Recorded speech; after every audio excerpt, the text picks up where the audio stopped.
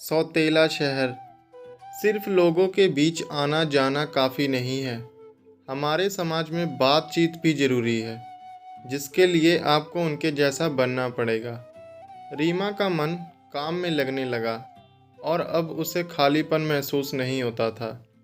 एक दिन जब वो मंदिर जा रही थी, तो उसने वो आर्टिकल भी साथ ले रखे थे जो उसने खुद लिखे थे, क्योंकि शेखर ने उसे कहा था कि वो खुद जाकर उस पत्रिका मालिक को दे आए।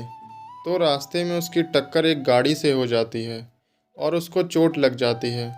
उसके पर्स में से नंबर लेकर शेखर को फ़ोन किया जाता है और शेखर तुरंत हॉस्पिटल पहुंचता है।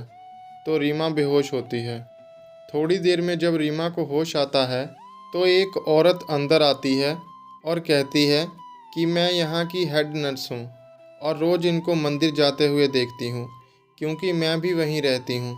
जब मैंने एक्सीडेंट वाली जगह पर इनको देखा तो तुरंत आपको फ़ोन किया और यहाँ ले आई इन्हें। और हाँ, एक फ़ाइल थी जिसके पन्ने सड़क पर फैल गए थे, तो मैं इकट्ठा करके ले आई।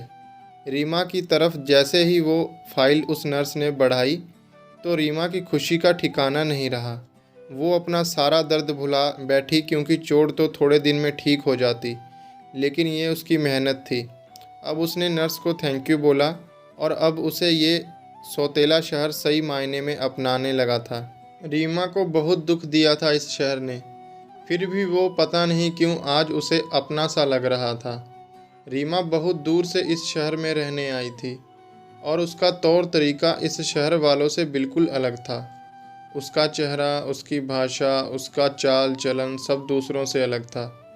रीमा जब भी कहीं पार्क में जाती या कहीं घूमने जाती, तो सब लोग उसे ऐसे देखते जैसे कि वो कोई एलियन हो और कहीं दूसरे ग्रह से आई हो। रीमा की शादी जब शेखर से हुई थी और उसे पता चला था कि अब उसे बड़े शहर में शेखर के साथ रहना है, तो उसने अपनी सारी सहेलियों को ये बात चहक चहक कर बताई थी और सबने उसे कहा था कि इतने बड़े शहर में एडजस्ट होना इतना आसान नहीं है। लेकिन उसे कहाँ समझ आई थी ये बात। उसे लगा था कि वो सब शायद उसे ईर्ष्या कर रही हैं। शादी के इतने दिनों बाद भी शेखर के साथ वो अगर कहीं पार्टी में जाती, तो सब उसे ऐसी नज़रों से देखते जैसे वो शेखर के लायक नहीं है। हालांकि शेखर ने कभी उसे ये चीज़ नहीं जताई, लेकिन फिर भी उसे अच्छा नहीं लगता था। रीमा घर का सारा काम जानती थी और शेखर को अच्छी अच्छी डिशेस बनाकर खिलाती थी। उसका एक नियम था कि वो शेखर के साथ साथ ही तैयार हो जाती और जैसे वो घर से निकलता, वो भी उसके साथ निकल जाती मंदिर के लिए। सिर्फ लोगों के बीच आना जाना काफ़ी नहीं है। हमारे समाज में बातचीत भी ज़रूरी है, जिसके लिए आपको उनके जैसा बनना पड़ेगा।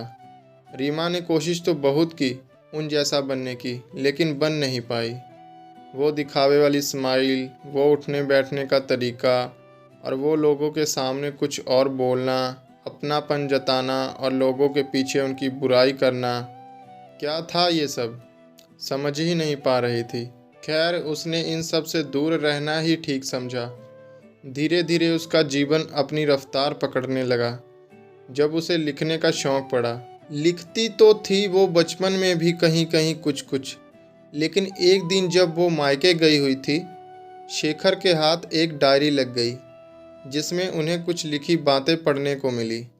शेखर ने अगले दिन ऑफिस में दोस्त से ये बात शेयर की, तो उसने कहा कि भाभी को बोलो कुछ लिखना शुरू करें। जब रीमा मायके से वापस आई, तो शेखर ने उससे बात की, तो वो तैयार हो गई और शेखर के जाने के बाद उसने धीरे धीरे लिखना शुरू किया।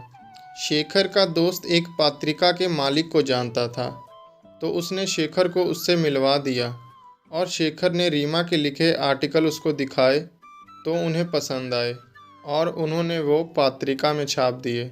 रीमा को अब ये सौतेला शहर अच्छा लगने लगा था और शेखर भी उसके साथ खुश था। कैसी लगी दोस्तों आपको ये कहानी, हमें कमेंट बॉक्स में ज़रूर बताएं। धन्यवाद।